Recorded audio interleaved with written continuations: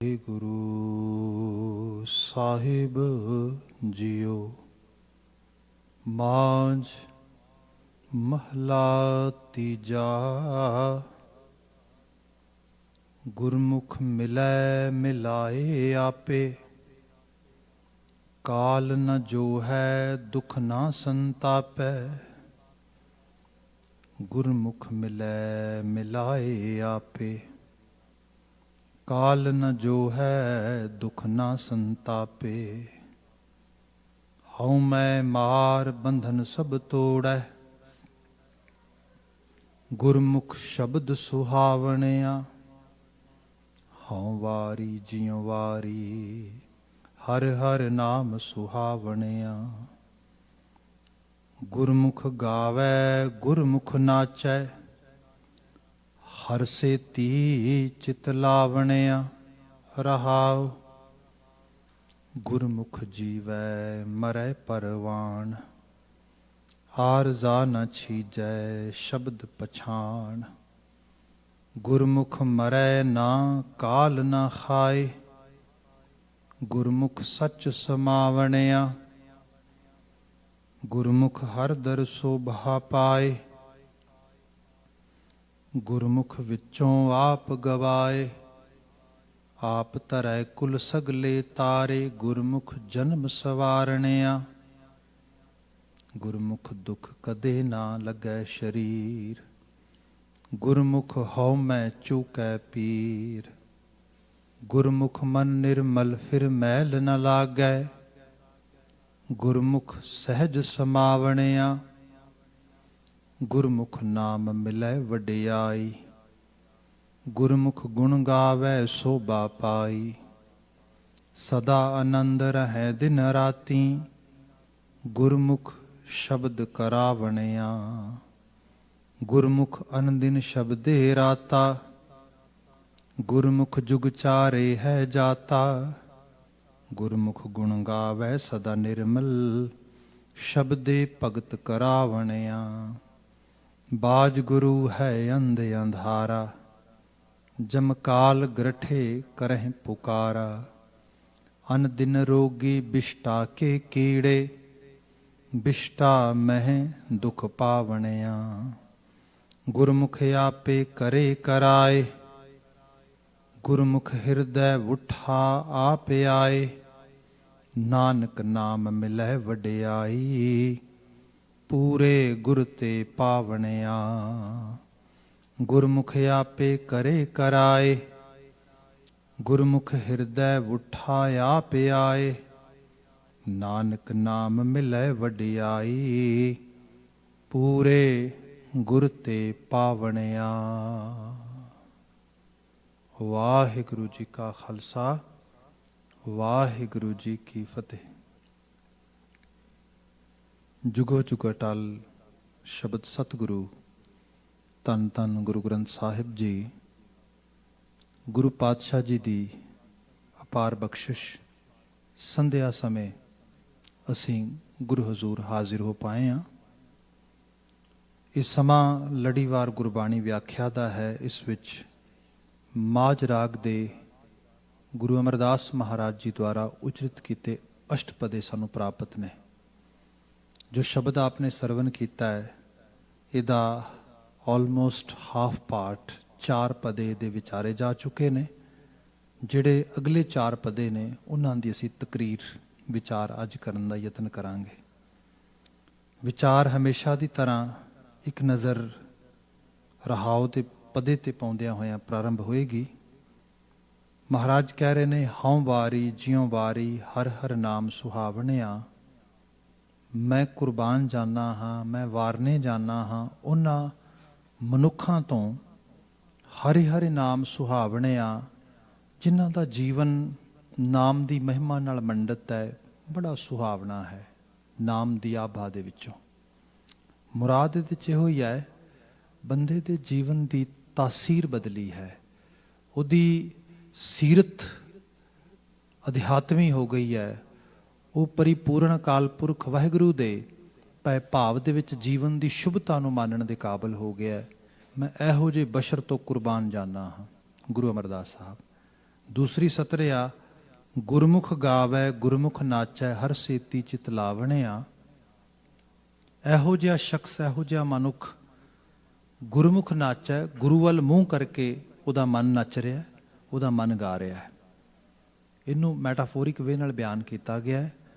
ਜੋ ਸਾਡੇ ਅੰਦਰ ਦਾ ਇੱਕ ਸਾਰੇ ਦਾ ਸਾਰਾ ਖੇਡ ਆ, ਸਾਰਾ ਡਰਾਮਾ ਅੰਦਰ ਜੋ ਚੱਲਦਾ ਆ, ਉਹ ਤੇ ਪ੍ਰੋਸੈਸ ਤੇ ਹੋਣਾ ਹੀ ਹੈ, ਥਾਟ ਪ੍ਰੋਸੈਸ ਤੇ ਹੋਣਗੇ ਤੇ ਪਰਮਾਨੈਂਟ ਗੱਲ ਹੈ। ਕਿਉਂਕਿ ਬੀਇੰਗ ਏ ਹਿਊਮਨ ਜਿਹੜੀ ਮਨ ਦੀ ਜਰਨੀ ਹੈ ਉਹ ਤੇ ਰੁਕ ਨਹੀਂ ਸਕਦੀ, ਉਹ ਤੇ ਲਗਾਤਾਰ ਲਾਜ਼ਮੀ ਚੱਲੇਗੀ।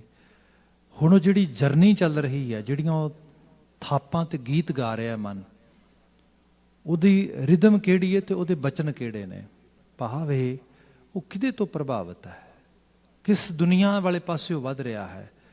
ਜਿਹਦਾ ਮਨ ਗੁਰੂ ਵਾਲੇ ਪਾਸੇ ਵੱਧ ਰਿਹਾ, ਗੁਰੂ ਅਨੁਸਾਰੀ ਹੋ ਰਿਹਾ ਹੈ, ਗੁਰੂ ਦੀਆਂ ਥਾਪਾਂ ਗਾ ਰਿਹਾ, ਗੁਰੂ ਦੀਆਂ ਥਾਪਾਂ ਤੇ ਨੱਚ ਰਿਹਾ, ਉਹਦੇ ਤੋਂ ਵਾਰ ਨਹੀਂ ਜਾਣਾ ਮੈਂ। ਗੁਰੂ ਅਮਰਦਾਸ ਸਾਹਿਬ ਕਹਿੰਦੇ ਗੁਰਮੁਖ ਨਗਾਵੈ ਗੁਰਮੁਖ ਨਾਚੈ ਕਿਉਂ ਹਰ ਸੇਤੀ ਚਿਤ ਲਾਵਣਿਆ। ਕਿਉਂਕਿ ਇਹ ਜਿਹੜਾ ਮਨੁਆ ਆ, ਇਹ ਜਿਵੇਂ ਸਾਹਿਬ ਨੇ ਬਿਆਨ ਕੀਤਾ ਕਿ ਰੇ ਮਨ ਹਰਜੀ ਧਿਆਏ ਤੂੰ ਇੱਕ ਮਨ ਇੱਕ ਚਿੱਤ ਪਾਏ। ਮਨ ਨੂੰ ਹੀ ਕਿਹਾ ਗਿਆ, ਉਹ ਮਨਾ ਹਰੀ ਨੂੰ ਧਿਆ, ਇੱਕ ਮਨ ਹੋ ਕੇ ਇੱਕ ਚਿੱਤ ਹੋ ਕੇ। ਮਨ ਹੀ ਇੱਕ ਮਨ ਇੱਕ ਚਿੱਤ ਹੋਏ। ਭਾਵ ਇਹ ਕਿ ਜਿੱਦੀ ਇਹਦੇ 'ਚ ਜਿੰਨਾ ਉਹ ਇਕਾਗਰ ਹੋ ਕੇ ਸੋਲਿਡ ਵੇ ਦੇ ਨਾਲ ਆਪਣੇ ਆਪ ਨੂੰ ਕਿਸੇ ਚੰਗੇ ਵਿਚਾਰਾਂ ਦੇ ਰਾਹ ਤੇ ਤੋਰੇਗਾ, ਖਾਸ ਕਰਕੇ ਰੂਹਾਨੀ ਵਿਚਾਰਾਂ ਦੀ ਗੱਲ ਹੋ ਰਹੀ ਹੈ, ਉਹਨਾਂ ਤੋਂ ਗੁਰੂ ਅਮਰਦਾਸ ਸਾਹਿਬ ਕਹਿੰਦੇ ਮੈਂ ਕੁਰਬਾਨ ਜਾਨਾ ਆ। ਸੋ ਇਹ ਮੇਨ ਮੈਸੇਜ ਆ, ਰਹਾਓ ਦਾ ਪਦਾ ਆ। ਅੱਗੇ ਜੋ 5 ਨੰਬਰ ਪਦਾ ਜਿੱਤੋਂ ਅੱਜ ਅਸੀਂ ਵਿਚਾਰ ਅੱਗੇ ਤੋਰਨੀ ਹੈ, ਸਭ ਜ਼ਿਕਰ ਕਰਦੇ ਨੇ ਗੁਰਮੁਖ ਨਾਮ ਮਿਲੈ ਵਡਿਆਈ, ਗੁਰਮੁਖ ਗੁਣ ਗਾਵੈ ਸੋਭਾ ਪਾਈ। ਗੁਰਮੁਖ ਗੁਰੂ ਵੱਲ ਮੂੰਹ ਕਰਨ ਕਰਕੇ ਨਾਮ ਮਿਲੈ ਵਡਿਆਈ, ਨਾਮ ਦੀ ਵਡਿਆਈ ਬੰਦੇ ਨੂੰ ਪ੍ਰਾਪਤ ਹੋਏ। ਇਸ ਤਰ੍ਹਾਂ ਆ ਕਿ ਨਾਮ ਹੈ ਸੈਲਫਲੈਸ, ਨਾਮ ਹੈ ਜਿੱਥੇ ਮੈਂ ਹੈ ਹੀ ਨਹੀਂਗਾ, ਮੇਰੀ ਅਨਹੋਂਦ ਹੀ ਨਹੀਂ ਹੈਗੀ। ਅਦਰਵਾਈਜ਼ ਸਾਡੇ ਅੰਦਰ ਦੀ ਦੁਨੀਆ ਦੀ ਇੱਕੋ ਖੇਡ ਹੈ, me and my self, nothing else. ਇਹੀ ਚੀਜ਼ ਚੱਲ ਰਹੀ ਹੈ, ਮੈਂ ਇਹੀ ਬੁਖਾਰ ਚੜ੍ਹਿਆ ਤੇ ਬੁਖਾਰ ਮਾਰ ਰਿਹਾ ਤੇ ਇਹਦੀ 'ਚ ਕੋਈ ਵਡਿਆਈ ਨਹੀਂ। ਮੇਰੀ ਜਿਹੜੀ ਇਹ ਜੀਵਨ ਦੀ ਹੋਂਦ ਆ, ਇਹ ਤੇ ਵੱਡੇ ਯੂਨੀਵਰਸਲ ਲਾ ਵਿੱਚ ਆਈ ਹੈ ਤੇ ਉਸ ਹੁਕਮ ਦੇ ਵਿੱਚ ਹੀ ਬੱਝਾ ਹੋਇਆ ਮੈਂ ਚੱਲ ਰਿਹਾ ਵਾਂ। ਜਦੋਂ ਇਹ ਮੇਰੀ ਮੈਂ ਉਸ ਵੱਡੇ ਹੁਕਮ ਵਿੱਚ ਮਰਜ ਕਰ ਜਾਂਦੀ ਹੈ, ਗੁਰੂ ਕਹਿੰਦਾ ਤੂੰ ਕੁਛ ਨਹੀਂਗਾ। ਤੈਨੂੰ ਸਮਝ ਆ ਜਾਣੀ ਚਾਹੀਦੀ ਹੈ ਕਿ ਮੇਰਾ ਮੁਝ ਮੈਂ ਕੁਛ ਨਹੀਂ, ਜੋ ਕੁਛ ਹੈ ਸੋ ਤੇਰਾ, ਤੇਰਾ ਤੁਝ ਕੋ ਸੌਂਪਤੇ ਕਿਆ ਲੱਗ ਹੈ ਮੇਰਾ, ਉਹ ਹੈ ਹੀ ਕੀ ਹੈ। ਫਿਰ ਤੁਹਾਡੀਆਂ ਜਿਹੜੀਆਂ ਮਤਲਬ ਸੈਲਫ ਓਰੀਐਂਟਡ, ਸੈਲਫ ਸੈਂਟਰਡ, ਉਹ ਭਾਵੇਂ ਅਚੀਵਮੈਂਟਸ ਨੇ ਭਾਵੇਂ ਸਫਰਿੰਗਸ ਨੇ, ਉਹ ਦੋਵੇਂ ਬੋਦਰ ਨਹੀਂ ਕਰਦੀਆਂ, ਦੋਨੋਂ ਹੀ ਤੁਸੀਂ ਬਾਹਰ ਆ ਗਏ। ਫਿਰ ਇੱਥੇ ਜਾ ਕੇ ਬੰਦਾ ਜਿਹੜਾ ਆ, ਉਹ ਜਿਹਨੂੰ ਸਾਹਿਬ ਨੇ ਕਿਹਾ ਸੀ ਹਰਖ ਸੋਗ ਤੇ ਰਹਿ ਨਿਆਰਾ, ਉਹਦੀ ਹਾਲਤ ਇਸ ਕਿਸਮ ਦੀ ਬਣ ਗਈ। ਤੇ ਉਹਦੇ 'ਚ ਹਾਲਤ ਇਹ ਬਣ ਗਈ ਕਿ ਹਰਖ ਸੋਗ ਤੇ ਰਹਿ ਨਿਆਰਾ, ਨਾ ਹੈ ਮਾਨ ਅਪਮਾਨਾ। ਫਿਰ ਕਾਹਦਾ ਮਾਣ ਕਾਹਦਾ ਅਪਮਾਨ, ਫਿਰ ਤੇ ਇੱਕ ਨੈਕਸਟ ਲੈਵਲ ਆਉਣਾ ਸ਼ੁਰੂ ਹੋ ਗਿਆ। ਸੋ ਇਹ ਹੈ ਜਿਹੜਾ ਇਸ ਤਰੀਕੇ ਨਾਲ ਆਪਣੇ ਜੀਵਨ ਦੇ ਵਿੱਚ ਵਡਿਆਈ ਪ੍ਰਾਪਤ ਕਰਦਾ ਆ, ਨਾਮ ਦੀ ਮਹਿਮਾ ਦੇ ਨਾਲ। ਗੁਰਮੁਖ ਨਾਮ ਮਿਲੈ ਵਡਿਆਈ, ਗੁਰਮੁਖ ਗੁਣ ਗਾਵੈ ਸੋਭਾ ਪਾਈ। ਫਿਰ ਉਹ ਗੁਣਗਾਨ ਕਰਦਾ ਤੇ ਸੋਭਾ ਪ੍ਰਾਪਤ ਕਰਦਾ ਆ, ਸੋਭਾ ਸੋਭਨੀਕ ਜੀਵਨ ਬਣਦਾ ਆ। ਇਸ ਤਰ੍ਹਾਂ ਹੈਗਾ ਕਿ ਬੰਦਾ ਕਿਸੇ ਨੂੰ ਤੇ ਕਿਸੇ ਤੋਂ ਤੇ ਵਡਿਆਈ ਵੀ ਲੈ ਸਕਦਾ, ਕੋਈ ਪ੍ਰੇਜ਼ ਕਰ ਸਕਦਾ ਹੈ ਕਿਸੇ ਦੀ, ਹਾਂ ਵੈਰੀ ਨਾਈਸ, ਬਹੁਤ ਵਧੀਆ ਇਨਸਾਨ, ਬੱਲੇ ਬੱਲੇ, ਇਸ ਕਿਸਮ ਦੀਆਂ ਗੱਲਾਂ। ਪਰ ਇਨਡੀਡ ਬੰਦੇ ਨੂੰ ਅੰਦਰੋਂ ਪਤਾ ਹੁੰਦਾ ਵੀ ਵਡਿਆਈ ਵਗੈਰਾ ਕੋਈ ਨਹੀਂ ਹੈਗੀ। ਜੇ ਕੁਝ ਬਣਿਆ ਸਵਰਿਆ ਵੀ ਹੈ ਤੇ ਸਰਕਮਸਟੈਂਸਸ ਕਰਕੇ ਹੈ, ਤੇ ਜੇ ਡੀਪ ਲੈਵਲ ਤੇ ਦੇਖਿਆ ਜਾਏ ਤੇ ਅੰਦਰ ਸਵਾਏ ਮਿਜ਼ਰੀ ਤੋਂ, ਮੈਡਨੈਸ ਤੋਂ ਹੋਰ ਕੁਛ ਵੀ ਨਹੀਂਗਾ। ਸੋ ਵਡਿਆਈ ਕਾਹਦੀ ਫਿਰ, ਸੋਭਾ ਕਾਹਦੀ ਫਿਰ। ਇਹ ਜਿਹੜੀ ਹਾਲਤ ਆ, ਇਹ ਬੰਦੇ ਨੂੰ ਬੜੀ ਬੁਰੀ ਤਰ੍ਹਾਂ ਮਾਰਦੀ ਹੈ। ਇਹ ਫਿਰ ਬੰਦਾ ਆਪਣੇ ਆਪ ਵਿੱਚ ਇਕੱਲਾ ਤੇ ਬਹਿ ਵੀ ਨਹੀਂ ਸਕਦਾ ਕਿਤੇ, ਉਹਨੂੰ ਜਾਂ ਤੇ ਟੀਵੀ ਚਾਹੀਦਾ ਹੈ ਜਾਂ ਕੋਈ ਹੋਰ ਚਾਹੀਦਾ ਹੈ, ਜੇ ਹੋਰ ਕੁਛ ਨਹੀਂ ਨਸ਼ਾ ਚਾਹੀਦਾ, ਕੁਛ ਨਾ ਕੁਛ, ਤਾਂ ਕਿ ਜਿਹੜੀ ਰੀਅਲ ਸੈਲਫ ਆ ਉਹਨੂੰ ਨਹੀਂ ਟੋਲਰੇਟ ਕਰ ਸਕਦਾ। ਇਹ ਰਿਐਲਿਟੀ ਹੈ। ਸੋ ਜਦੋਂ ਗੁਰੂ ਬਾਬਾ ਜੀ ਕਹਿੰਦੇ ਜਿਹਦਾ ਗੁਰੂ ਵੱਲ ਮੂੰਹ ਹੋਇਆ, ਗੁਰੂ ਨੇ ਜਿਹਨੂੰ ਨਵਾਜਿਆ, ਘੜਿਆ, ਸੰਭਾਲਿਆ, ਉਹਦੀ ਫਿਰ ਵਾਕਿਆ 'ਚ ਹੀ ਸੋਭਨੀਕ ਅਵਸਥਾ ਹੈ। ਗੁਰਮੁਖ ਗੁਣ ਗਾਵੈ ਸੋਭਾ ਪਾਈ, ਉਹ ਗੁਣਗਾਨ ਕਰਦਾ ਆ। ਇੱਥੇ ਫਿਰ ਸਿਮਰਨ ਵੀ ਆ ਜਾਂਦਾ ਬੰਦੇ ਦੇ ਜੀਵਨ ਵਿੱਚ। ਇੱਥੇ ਬੰਦੇ ਨੂੰ ਜਿਹਨੂੰ ਅੱਜ ਕੱਲ੍ਹ ਮੈਡੀਟੇਸ਼ਨ ਵਗੈਰਾ ਕਹਿੰਦੇ ਆ, ਇਹੋ ਜਿਹੀਆਂ ਚੀਜ਼ਾਂ ਇਹ ਫਿਰ ਅਪੀਲ ਕਰਦੀਆਂ ਬੰਦੇ ਨੂੰ।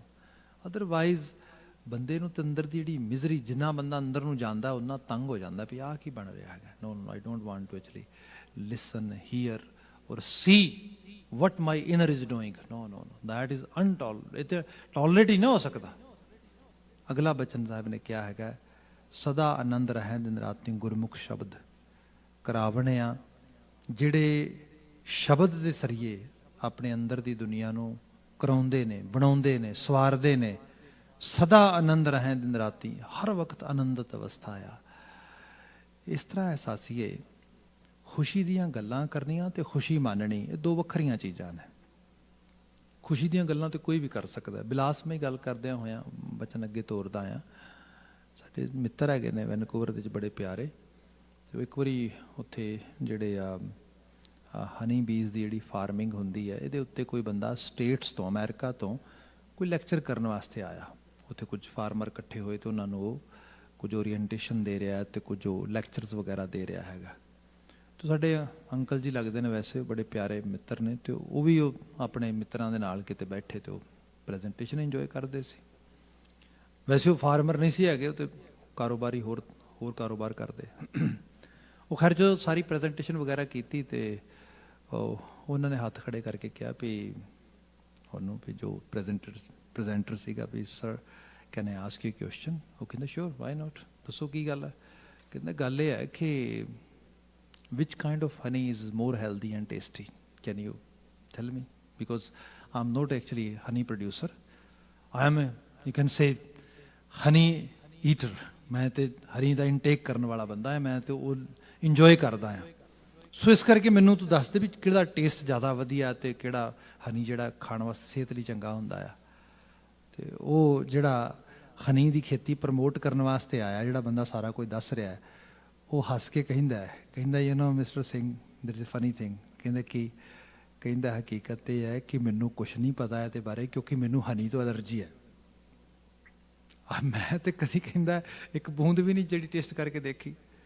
ਸੋ ਐਕਚੁਅਲ ਲੈਵਲ ਤੇ ਜਿਹੜਾ ਅਸੀਂ ਦੇਖਦੇ ਆ ਨਾ, ਬਾਣੀ ਕਹਿੰਦੀ ਵੀ ਗੱਲਾਂ ਬਾਤਾਂ ਇਹ ਸਭ ਚੀਜ਼ਾਂ, ਤੇ ਜਿੰਨੀ ਦੇਰ ਤੱਕ ਤੁਸੀਂ ਇਸ ਲੈਵਲ ਤੇ ਇੱਕ ਪ੍ਰੈਕਟੀਕਲ ਚੀਜ਼ ਆ, ਗੁਰਬਾਣੀ ਦਾ ਮੁੱਖ ਆਸ਼ਾ ਜਿਹੜੀ ਪ੍ਰੈਕਟੀਕਲ ਪਿਕਚਰ ਨਾ ਗੁਰਬਾਣੀ ਦੀ, ਉਹਦੇ ਤੋਂ ਅਸੀਂ ਬਹੁਤਾਇਤ ਕਾਫੀ ਦੂਰ ਹੋ ਜਾਂਦੇ ਹਾਂ। ਜਿਹਨੂੰ ਸਾਹਿਬ ਨੇ ਕਿਹਾ, ਗੱਲਾਂ ਅਸੀਂ ਚੰਗੀਆਂ ਆਚਾਰੀ ਬੁਰੀਆਂ, ਜੋ ਕਿ ਗੁਰਬਾਣੀ ਆਚਾਰ ਵਿਹਾਰ ਵਿੱਚ ਉਕਰੇ, ਸਚਿਆਰ ਤੇ ਤਾਂ ਹੀ ਬਣੇਗਾ ਬੰਦਾ। ਇਹ ਗੱਲਾਂ ਕੋਈ ਛੋਟੀਆਂ ਨਹੀਂ ਗਈਆਂ, ਤੇ ਬਹੁਤ ਹਾਇਰ ਲੈਵਲ ਦੀ ਗੱਲ ਆ। ਗੁਰੂ ਦਾ ਤੇ ਇੱਕ ਉਪਦੇਸ਼, ਇੱਕ ਬਚਨ ਜਿਹੜਾ ਆ, ਉਹ ਬੰਦੇ ਨੂੰ ਮਤਵਾਨ ਬਣਾ ਦੇ। ਇੱਥੇ ਗੁਰੂ ਅਮਰਦਾਸ ਸਾਹਿਬ ਨੇ ਜਿਹੜੀ ਬਾਤ ਕੀਤੀ ਹੈ, ਮਹਾਰਾਜ ਜ਼ਿਕਰ ਕਰਦੇ ਕਿ ਸੱਚਾਈ ਇਹ ਹੈ, ਸਦਾ ਆਨੰਦ ਰਹੇ ਦਿਨ ਰਾਤੀ, ਸਦੀਵ ਕਾਲੀ ਦਿਨ ਰਾਤ ਆਨੰਦਤ ਅਵਸਥਾ। ਇੱਕੋ ਜਿਹਾ ਬਿਲਕੁਲ ਪਲੈਜਰਫੁਲ ਸਟੇਟ ਆਫ ਮਾਈਂਡ ਜਿਹੜੀ ਬੰਦਾ ਇੰਜੋਏ ਕਰ ਪਾ ਰਿਹਾ। ਗੁਰਮੁਖ ਸ਼ਬਦ ਕਰਾਵਣਿਆ, ਇਹ ਕਰਾਏਗਾ ਕੌਣ? ਗੁਰੂ ਵੱਲ ਮੂੰਹ ਕਰਕੇ ਸ਼ਬਦ ਕਰਾਏਗਾ। ਜਦੋਂ ਸ਼ਬਦ ਵਰਤੇਗਾ, ਸ਼ਬਦ ਇੱਥੇ ਸਿੱਖਿਆ ਆ, ਸ਼ਬਦ ਇੱਥੇ ਸੋਝੀ ਹੈ, ਸ਼ਬਦ ਇੱਥੇ ਜੀਵਨ ਦਾ ਹਾਇਰ ਲੈਵਲ ਦਾ, ਮੈਂ ਲਫ਼ਜ਼ ਯੂਜ਼ ਕਰ ਲਾਂਗਾ ਫਲਸਫਾ, ਫਿਲਾਸਫੀ। ਹਾਲਾਂਕਿ ਫਿਲਾਸਫੀ ਬਹੁਤ ਛੋਟੀ ਜਿਹੜਾ ਹੈਗਾ ਵਰਡ ਹੈ, ਉਸ ਲੈਵਲ ਦਾ ਵਰਡ ਨਹੀਂ ਹੈਗਾ। ਇਹ ਇਕੱਲਾ ਜਿਹੜਾ ਹੈਗਾ ਇਹ ਇੱਕ ਮਾਈਂਡ ਸੈੱਟ ਬਣਾਉਣ ਦੀ ਗੇਮ ਨਹੀਂ ਹੈ। ਇਹ ਤੇ ਇੱਕ ਸਪਿਰਿਚੁਅਲ ਫੂਡ ਆ। ਜਿਵੇਂ ਜਿਵੇਂ ਦਾ ਇਨਟੇਕ ਹੋਏਗਾ, ਜਿਵੇਂ ਜਿਵੇਂ ਡਾਈਜੈਸਟ ਕਰੇਗਾ। ਗੁਰੂ ਬਾਬਾ ਜੀ ਨੇ ਵਰਡ ਹੀ ਯੂਜ਼ ਕੀਤੇ। ਮਹਾਰਾਜ ਕਹਿੰਦੇ ਜੇ ਕੋ ਖਾਵੈ, ਜੇ ਕੋ ਪੁੰਚੈ।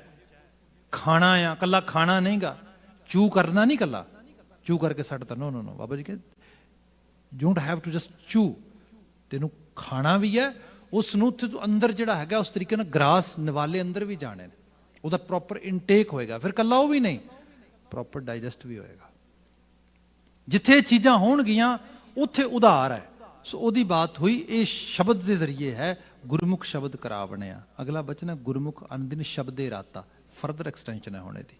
ਕਿਆ ਗੁਰਮੁਖ ਅਨਦਿਨ ਸ਼ਬਦੇ ਰਾਤਾ, ਰਾਤ ਦਿਨ ਸ਼ਬਦ ਵਿੱਚ ਰਤਿਆ ਆਇਆ। ਸਿੱਖ ਨੂੰ ਗੁਰੂ ਦੀ ਸ਼ਬਦ ਦੀ ਪਰਿਕਰਮਾ ਕਰਨ ਵਾਸਤੇ ਲਾਇਆ। ਮਤਲਬ ਇਹ ਬਾਣੀ ਦੇ ਆਲੇ ਦੁਆਲੇ ਸਾਰਾ ਜੀਵਨ ਸਾਡਾ, ਸਾਰਾ ਸਿੱਖੀ school of thought Guru Sahib ਨੇ ਉਹਨੂੰ ਲਾਮਬੱਧ ਕੀਤਾ। ਉਹਨੂੰ ਜਿਹੜਾ ਹੈਗਾ ਚੌਖਟਾ ਬੰਨਿਆ ਉਹਦਾ। ਚਾਹ ਕੇ ਵੀ ਬੰਦਾ ਇਸ ਬਾਣੀ, ਇਸ ਰਚਨਾ, ਇਹਨਾਂ ਬੋਲਾਂ, ਇਹਨਾਂ ਉਪਦੇਸ਼ਾਂ ਤੋਂ ਦੂਰ ਜਾ ਹੀ ਨਾ ਸਕੇ। ਕੀ ਜੰਮਣਾ, ਕੀ ਜਿਉਣਾ, ਕੀ ਰਹਿਣਾ, ਕੀ ਵਿਆਹੁਣਾ, ਕੀ ਖਾਣਾ, ਕੀ ਪੀਣਾ ਤੇ ਕੀ ਮਰਨਾ ਬਾਣੀ ਦੇ ਦੁਆਲੇ ਘੁੰਮ ਰਿਹਾ। ਐਸੀ ਰਹਿਣੀ ਰਹਿਤ ਮੈਂ ਸੋਚਦਾ ਹਾਂ ਕਿਆ ਕਮਾਲ ਕੀਤੀ ਪਈ ਹੈ। ਪਰ ਫਿਰ ਵੀ ਜੇਕਰ ਬੰਦਾ ਧਿਆਨ ਹੀ ਨਹੀਂ ਪੇ ਕਰੇਗਾ, ਅਟੈਂਸ਼ਨ ਹੀ ਪੇ ਨਹੀਂ ਕਰੇਗਾ ਕਿ ਮੈਨੂੰ ਗੁਰੂ ਉਪਦੇਸ਼ ਕਹਿ ਕੀ ਰਿਹਾ ਆ। ਆਪਾਂ ਜੇ ਸਿੰਪਲ ਬਾਤ ਕਰੀਏ, ਕਿਉਂਕਿ ਇਹ ਜਿਹੜਾ ਸ਼ਬਦ ਹੈ ਗੁਰਮੁਖ ਅਨਦਿਨ ਸ਼ਬਦੇ ਰਾਤਾ, ਅਨਦਿਨ ਸ਼ਬਦੇ ਰਾਤਾ, ਰਾਤੇ ਦਾ ਮਤਲਬ ਹੁੰਦਾ ਪੂਰੀ ਤਰ੍ਹਾਂ 100% ਡੈਡੀਕੇਸ਼ਨ ਨਾਲ ਕਿਸੇ ਚੀਜ਼ ਦੇ ਵਿੱਚ ਆਪਣੇ ਆਪ ਨੂੰ ਜੋੜ ਲੈਣਾ, ਕਨੈਕਟੀਵਿਟੀ ਬਿਲਡ ਕਰ ਲੈਣੀ ਉਸ ਕਿਸਮ ਦੇ ਨਾਲ। ਹੁਣ ਘਰਾਂ ਥਾਵਾਂ ਤੇ ਅਸੀਂ ਦੇਖੀਏ ਸਾਡੇ ਬੇਤਹਾਸ਼ਾ, ਮੇਰੇ ਮੁਤਾਬਕ ਕੋਈ ਕੰਮ ਹੋਏ ਮੈਨੂੰ ਖੁਸ਼ੀ ਹੈ, ਮੇਰੇ ਮੁਤਾਬਕ ਨਾ ਹੋਏ ਮੈਨੂੰ ਗਮ ਵੀ ਹੈ, ਗੁੱਸਾ ਵੀ ਹੈ, ਫਿਕਰ ਵੀ ਹੈ, ਫਰਸਟ੍ਰੇਸ਼ਨ ਵੀ ਹੈ। ਫਿਰ ਕੋਈ ਜਿੰਨਾ ਮਰਜ਼ੀ ਕਹੇ, ਮੈਂ ਭਾਵੇਂ ਉੱਤੋਂ ਸਮਾਈਲ ਵੀ ਕਰਾਂ, ਅੰਦਰ ਤੇ ਭਖ ਰਿਹਾ, ਬਲ ਰਿਹਾ। ਕਿੱਥੇ ਖੁਸ਼ੀ ਹੈ, ਕਿੱਥੇ ਸੁੱਖ ਆ? ਤੇ ਇਹ ਚੀਜ਼ਾਂ ਤੇ ਪੈਰ ਪੈਰ ਤੇ ਹੁੰਦੀਆਂ ਨੇ। ਮਤਲਬ ਆਪਣੇ ਆਪ ਤੋਂ ਹੀ ਬੰਦਾ ਲੈ ਲਵੇ, ਆਪ ਹੀ ਆਪਣੇ ਆਪ ਨੂੰ ਦੇਖੇ ਕਿ ਕੋਈ ਮਤਲਬ ਕਿਸੇ ਖਾਸ ਕਿਸਮ ਦੀ ਵਰਕ ਪਰਫਾਰਮੈਂਸ ਦੀ ਤਵੱਕੋ ਆਪਣੇ ਆਪ ਤੋਂ ਕਰ ਲਵੋ, ਬੜੇ ਪੈਸ਼ਨੇਟ ਹੋ ਕੇ ਲੱਗੇ ਹੋ, ਉਹੋ ਜਿਹਾ ਰਿਜ਼ਲਟ ਨਹੀਂ ਆ ਰਿਹਾ, ਉਹ ਉਨੀ ਐਨਰਜੀ ਨਹੀਂ ਤੁਸੀਂ ਪਾ ਰਹੇ, ਬਸ ਹੋ ਗਈ ਫਰਸਟ੍ਰੇਸ਼ਨ ਸ਼ੁਰੂ। ਕਰਦਿਆਂ ਕਤਰਦਿਆਂ ਬੰਦਾ ਅੰਦਰ ਜਿਹੜਾ ਹੈ, ਅੰਦਰ ਦੀ ਤਸਵੀਰ, ਜਿਹਨੂੰ ਗੁਰੂ ਸਾਹਿਬ ਨੇ ਬਾਣੀ 'ਚ ਇਸ ਤਰ੍ਹਾਂ ਕਿਹਾ ਸੀਗਾ ਵੀ ਜੀੜਾ ਅਗਨ ਬਰਾਬਰ ਤਪੈ। ਘਰ ਦੀ ਚੁੱਲ੍ਹ ਤੇ ਤਵਾ ਤੇ ਬਹੁਤ ਘੱਟ ਤਪਦਾ ਆ, ਬੰਦੇ ਦਾ ਅੰਦਰ ਤੇ ਕਿਤੇ ਜ਼ਿਆਦਾ ਲੋਹਿਆ ਪਿਆ ਅੰਦਰ ਉਸ ਰੂਪ ਦੇ ਵਿੱਚ, ਉਹ ਹਾਲਤ ਆ। ਫਿਰ ਭੀਤਰ ਚੱਲਣਾ ਘਾਤੀ, ਅੰਦਰ ਤੇ ਤੂਫਾਨ ਚੱਲ ਰਿਹਾ ਉਸ ਕਿਸਮ ਦੇ ਨਾਲ। ਹੁਣ ਇਸ ਹਾਲਤ ਦੇ ਵਿੱਚ ਉਹਨੂੰ ਕਿਹਾ ਜਾਏ ਗੁਰਬਾਣੀ ਆਨੰਦ ਅਵਸਥਾ ਦਿੰਦੀ ਹੈ, ਪੀਸ ਆਫ ਮਾਈਂਡ, ਸ਼ਾਂਤੀ। ਉਹਨੂੰ ਇਹ ਚੀਜ਼ ਜਿਹੜੀ ਉਹਨੂੰ ਲੱਗਦਾ ਹੈ ਕਿਹੜੀਆਂ ਗੱਲਾਂ ਕਰ ਰਿਹਾ ਹੈਗਾ। ਹੁਣ ਉਹਦਾ ਕਾਰਨ ਇੱਕੋ ਹੀ ਹੈ, ਸ਼ਬਦੇ ਰਾਤਾ।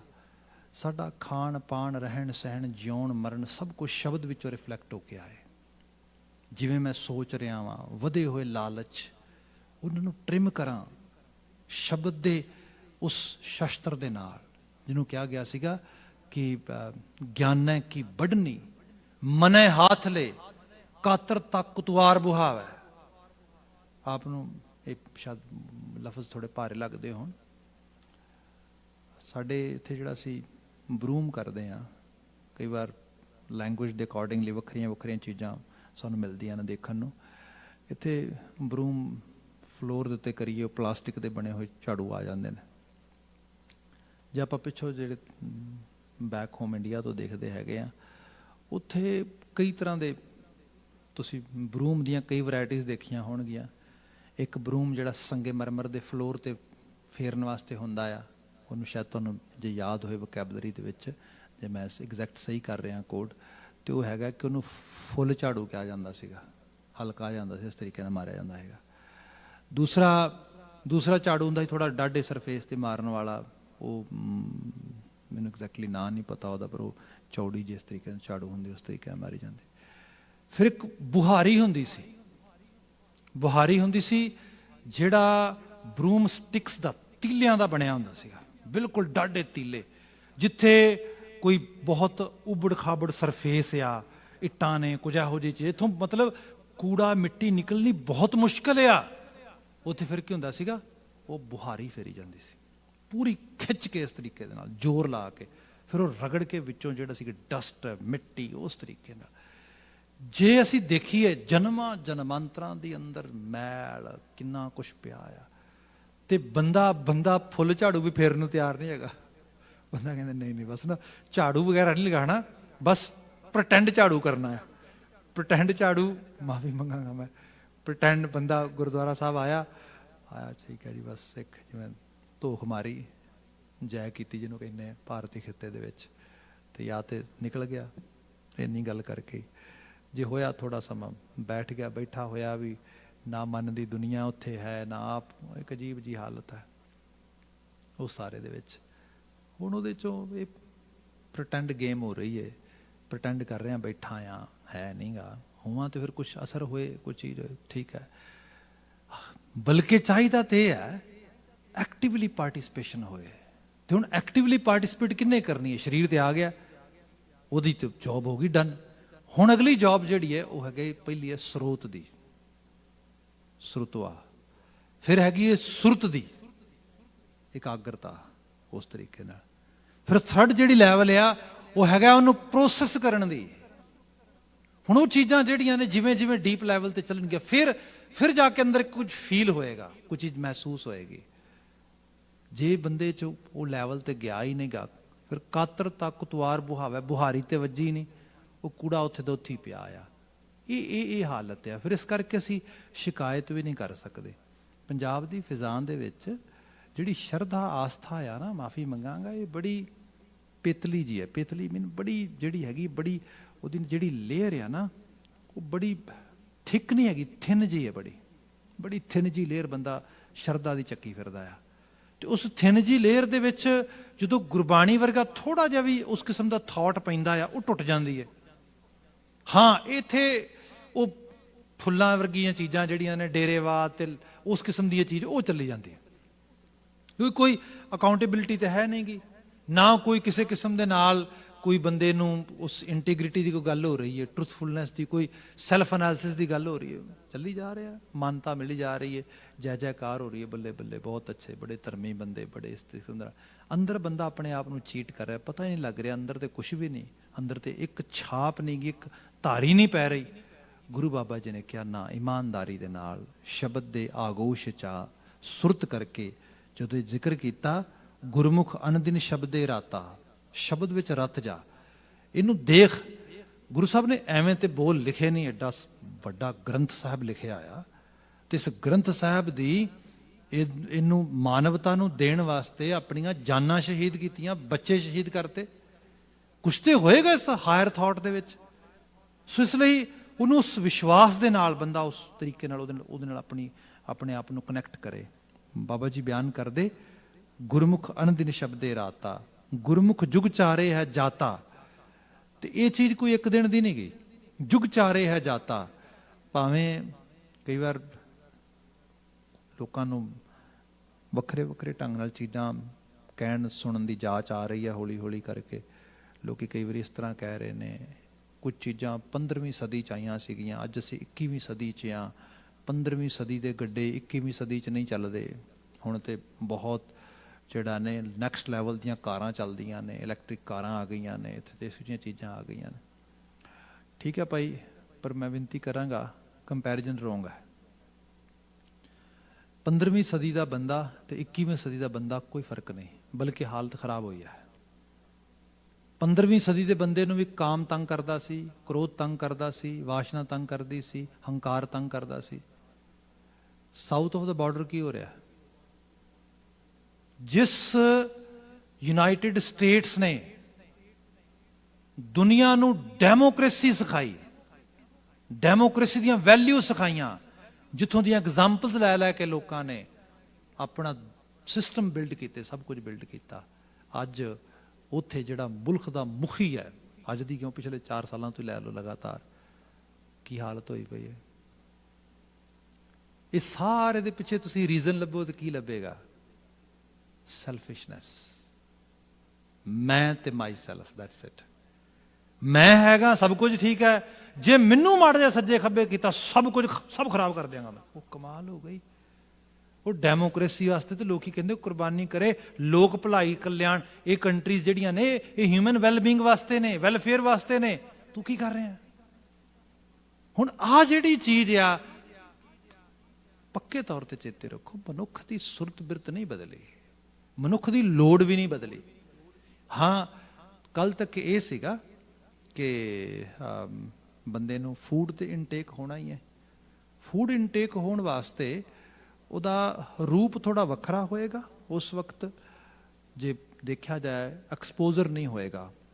ਪੰਜਾਬ ਦੀ ਫਿਜ਼ਾਂ ਵਿੱਚ ਰਹਿਣ ਵਾਲੇ ਲੋਕਾਂ ਨੂੰ ਨਹੀਂ ਪਤਾ ਹੋਏਗਾ ਕਿ ਜਿਹੜੀ ਕਣਕ ਆ, ਇਹਦੀ ਰੋਟੀ ਬਣਾ ਕੇ ਸਿੱਧੀ ਖਾਣ ਦੀ ਬਜਾਏ ਇਸ ਰੋਟੀ ਨੂੰ ਥੋੜਾ ਚੌੜਾ ਕਰਕੇ ਇਹਦੇ ਉੱਤੇ ਚੀਜ਼ ਪਾ ਕੇ ਪੀਜ਼ਾ ਬਣ ਜਾਂਦਾ।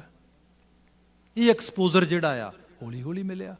ਜਾਂ ਇਟਲੀ 'ਚ ਰਹਿਣ ਵਾਲੇ ਲੋਕਾਂ ਨੂੰ ਇਹ ਪਤਾ ਲੱਗਾ ਹੋਏਗਾ ਕਿ ਭਾਈ ਇੱਕ ਕਲੇ ਦਾ ਸਿੱਧਾ ਇਸ ਤਰੀਕੇ ਦੇ ਨਾਲ ਓਵਨ ਬਣਾ ਕੇ, ਤੰਦੂਰ, ਤੇ ਉਸ ਦੇ ਵਿੱਚ ਸਿੱਧੇ ਤੌਰ ਤੇ ਰੱਖਣ ਦੀ ਬਜਾਏ ਐਵੇਂ ਪਲੇਟ ਦੇ ਉੱਤੇ ਪਾ ਕੇ ਜਿਹੜਾ ਫਲਾਵਰ ਆਟਾ ਆ, ਬਲਕਿ ਉਹਨੂੰ ਥੋੜਾ ਗਿੱਲਾ ਕਰਕੇ ਉਹਦੇ ਨਾਲ ਚਪਕਾ ਦਿਓ ਤੇ ਉਹ ਬੜਾ ਵਧੀਆ ਪੱਕ ਕੇ ਕੜਕ ਹੋ ਜਾਂਦਾ ਤੇ ਬਹੁਤ ਸਵਾਦੀ ਲੱਗਦਾ ਹੈ, ਨਾਨ ਜਾਂ ਚਪਾਤੀ।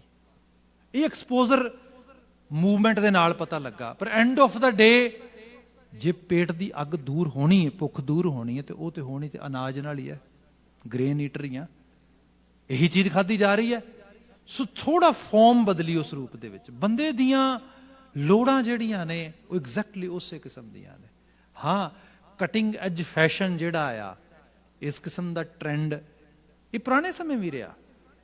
ਰਾਜੇ ਜਿਵੇਂ ਦੇ ਗਾਊਨ ਪਾਉਂਦੇ ਸੀਗੇ, ਜਿਹੜੇ ਲੋਕ ਆਲੇ ਦੁਆਲੇ ਵੇਖਦੇ ਸੀ ਉਹਨਾਂ ਨੂੰ ਦਿਲ 'ਚ ਇੱਕੋ ਚਾਹਤ ਰਹਿੰਦੀ ਸੀ, ਇਹਨਾਂ ਵਰਗੇ ਗਾਊਨ ਪਾਉਣੇ ਨੇ। ਹਾਂ, ਉਹ ਪਾਣ ਨਹੀਂ ਸਨ ਦਿੰਦੇ, ਕੁੱਟਦੇ ਸਨ, ਮਾਰਦੇ ਸਨ। ਰਾਜਾ, ਲੈ ਤੂੰ ਕਿਵੇਂ ਪੱਗ ਬੰਨ ਸਕਦਾ, ਤੂੰ ਕਿਵੇਂ ਘੋੜੇ, ਤੂੰ ਰਾਜਾ ਹੈ ਕੋਈ, ਇਹ ਤੇ ਰਾਜਾ ਕੰਮ ਕਰੇਗਾ।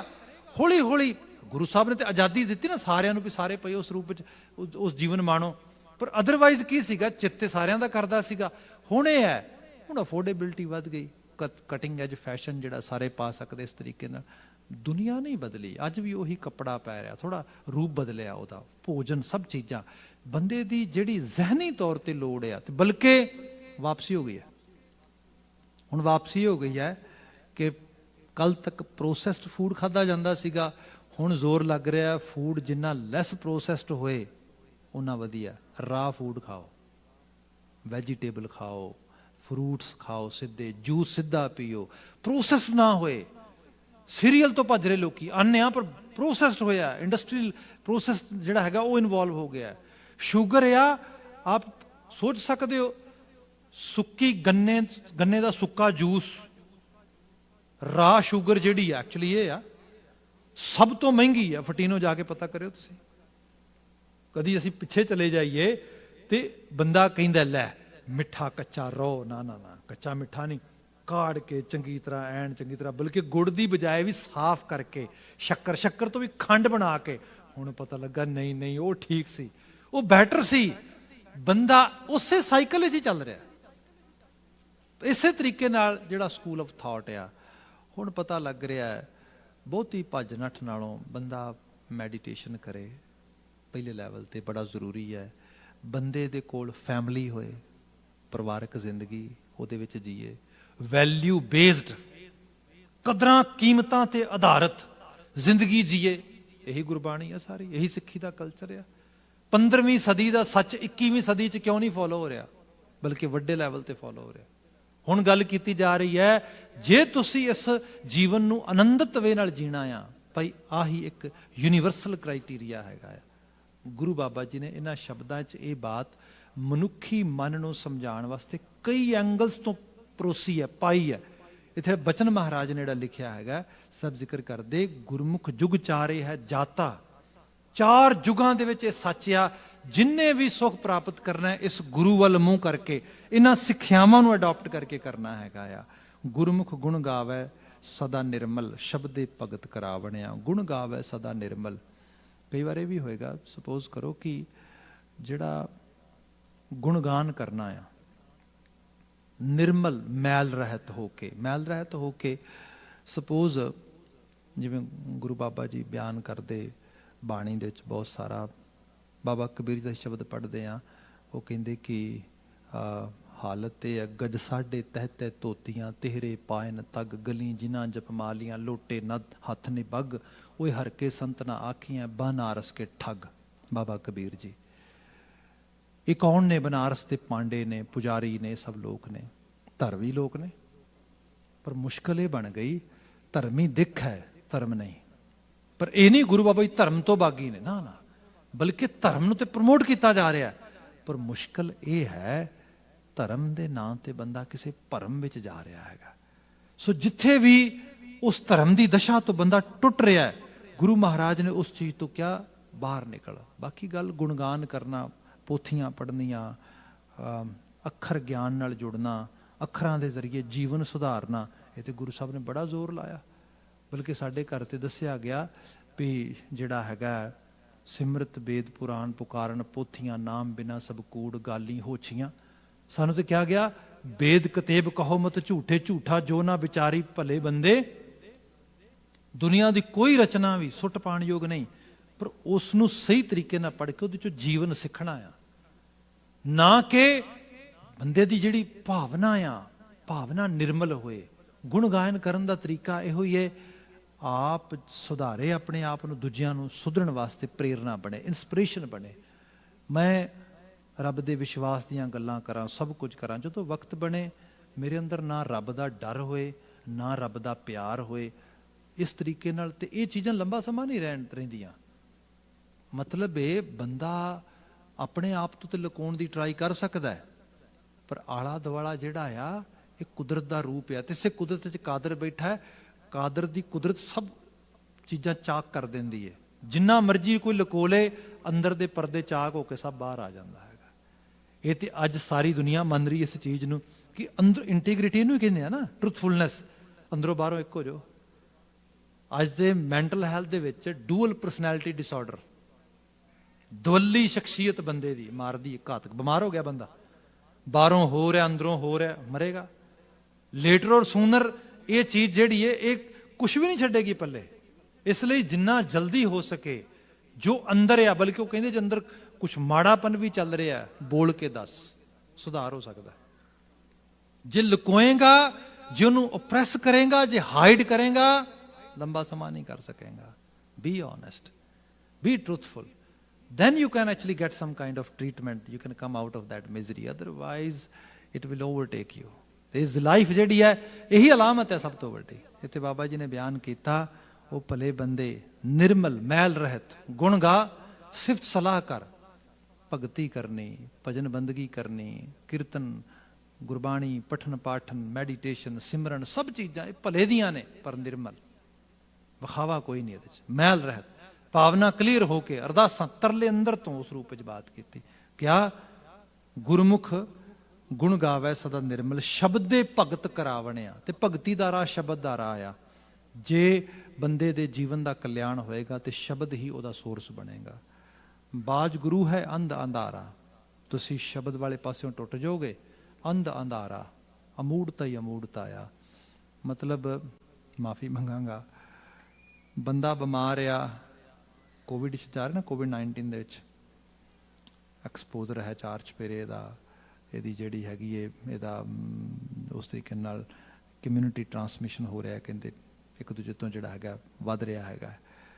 ਬੰਦਾ ਆਪ ਠੀਕ ਹੈ, ਪਰ ਕਿਸੇ ਇਸ਼ੂ ਕਰਕੇ ਡਾਕਟਰ ਨੂੰ ਹੀ ਵੇਖਣ ਲਈ ਜਾਂਦਾ ਹੈ, ਤੇ ਕੋਈ ਡਾਕਟਰ ਹੀ ਬਿਮਾਰ ਆ, ਸਮਝੋ ਉਹਦੇ ਕੋਲੋਂ ਵਾਇਰਸ ਲੈ ਕੇ ਪਰਤ ਰਿਹਾ, ਬਿਮਾਰ ਹੋ ਗਿਆ।